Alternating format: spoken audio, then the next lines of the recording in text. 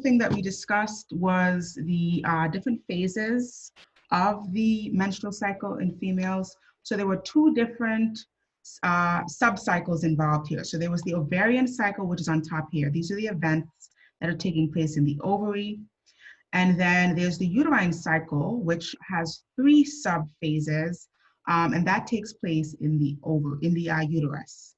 So during the follicular phase, we said this was the development of the Graafian follicle. We talked about the different feedback that was required for this ovulation to happen. So we had that positive feedback, creating more and more LH, that LH surge actually triggering the rupturing off of the ovum here. We then talked about the luteal phase, so the second half of the phase where the corpus luteum developed, and if there was no fertilization, it would regress. Now we want to look at where the menstrual and proliferative phase are coinciding with the follicular phase, because the estrogen that is helping this Graafian follicle to develop is also the estrogen that is kind of preparing the uterine lining and bringing about the proliferative phase. So after the first 5 days or so, we have the sloughing off.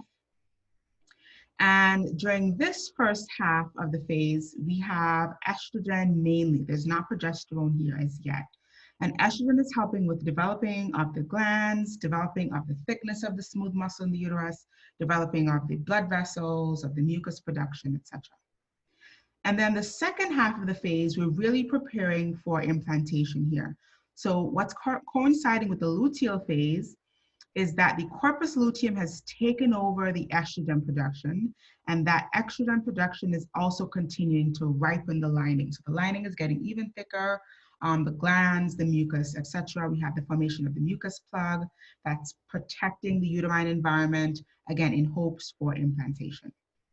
And then the signal that we said was the trigger for the menstrual flow was if the corpus luteum did not sustain itself because it did not get the HCG that's coming from the developing embryo. And if that's not being produced, then after 10 days, the corpus luteum becomes the corpus albicans, and it kind of regresses and dies off or disappears, right? And then estrogen production dips, so does progesterone production, and that is what triggers the menstrual flow, right? We get the loosening of the mucus plug and the actual flow of the endometrial lining. Okay. Yeah, and I think that's kind of a good summary in terms of where these two phases, these two cycles coincide, right?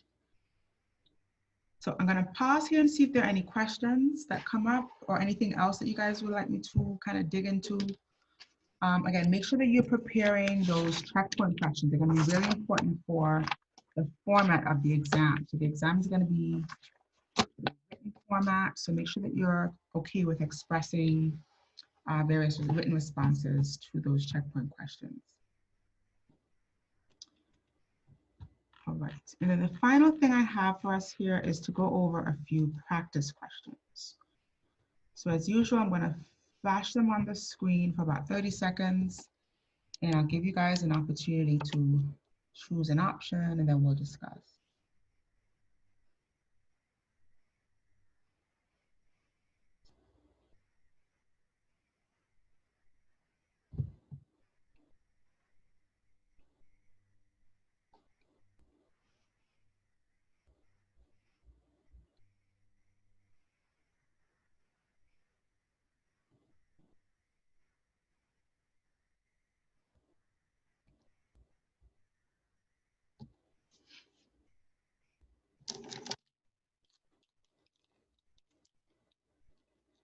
Okay, which of the following is not a function of the granulosa cell?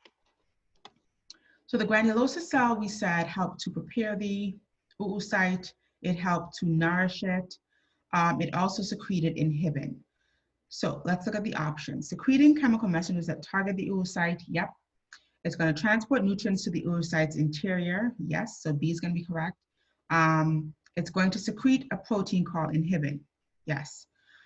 Serving as intermediaries between the oocyte and sperm. So this is not correct, right? The granulosa cell doesn't have anything to do with sperm or any type of intermediary. So option D is going to be incorrect. Okay. So got another one.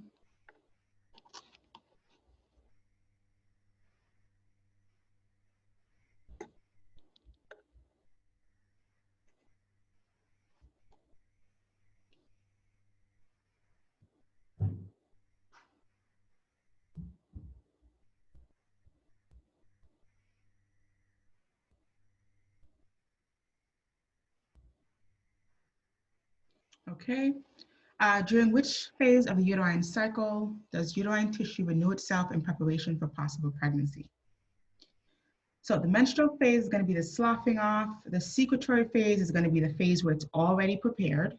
The follicular phase is not a phase of the uterine cycle. Okay, so make sure you have the terms very clear. So the follicular phase and the luteal phase are the ovarian cycle.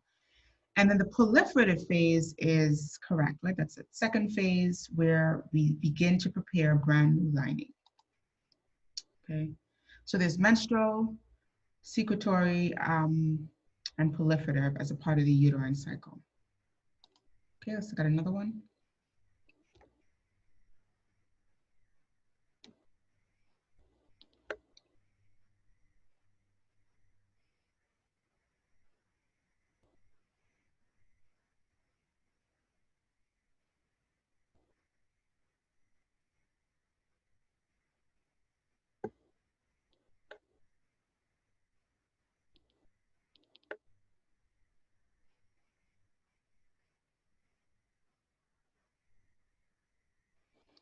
Okay, which of the following processes describes a number of changes that the sperm undergoes in the vagina and that are essential for fertilization to occur? Okay, so in order for the sperm to initiate fertilization, we said it had to go through a certain process. It had to undergo some biochemical changes. It had to change some of the makeup of its plasma membrane, and that process was called capacitation. Now, we want to differentiate capacitation from the acrosome reaction. We didn't talk about the acrosome reaction too much, but it's basically the reaction that allows the sperm to burrow into the egg. When the acrosome of the sperm comes in contact with the corona radiata, and there's that reaction that allows it, only one sperm usually to enter and fertilize. So capacitation is what the sperm undergoes to prepare for fertilization, and then acrosome reaction is when they both combine in order for that fertilization to take place. Alrighty, and then implantation we know is the actual insertion of the fertilized ovum into the uterine lining, and then cell cleavage, again, is what happens after that. All right, let's look at another question here.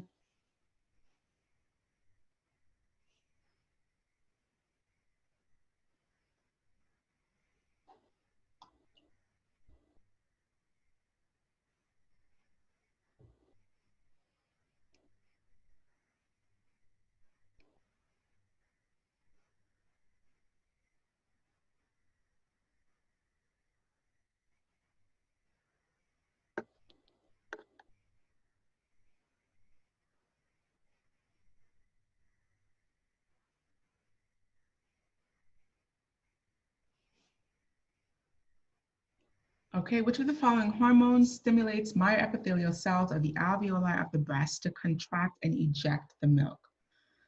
So this comes down to understanding the difference between milk ejection and milk production. We kind of talked about this when you looked at the pituitary in the endocrine system. So milk ejection is going to be controlled by oxytocin, remember one of the posterior pituitary hormones, whereas milk production is going to be prolactin. And remember, I think that's actually, yeah. So oxytocin is going to be milk ejection, which is the contraction of the ductal cells of the breast, and the prolactin is going to control milk production. Okay, so I got one more question.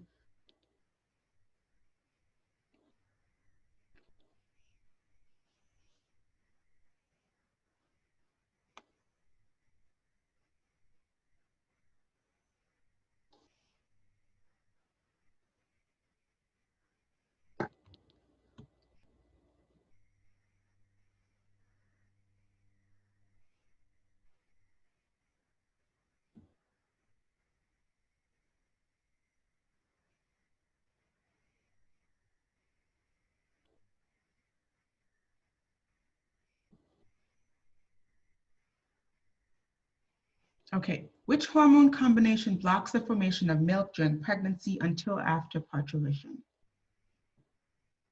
Okay, so it's going to be estrogen and progesterone. And remember, we talked about the sustained production of estrogen and progesterone throughout the pregnancy, and it did a lot of different things. One of them was to have a negative feedback preventing lactation um, until birth, until parturition, but it also helped to prevent ovulation as well. Remember, we said it had a negative feedback onto the anterior pituitary as well as onto the hypothalamus to prevent the production of a new LH surge, which would encourage ovulation. This was the mechanism that birth control used to prevent ovulation, right? Kind of tricking the body into thinking you're already pregnant by having these sustained levels of estrogen and progesterone.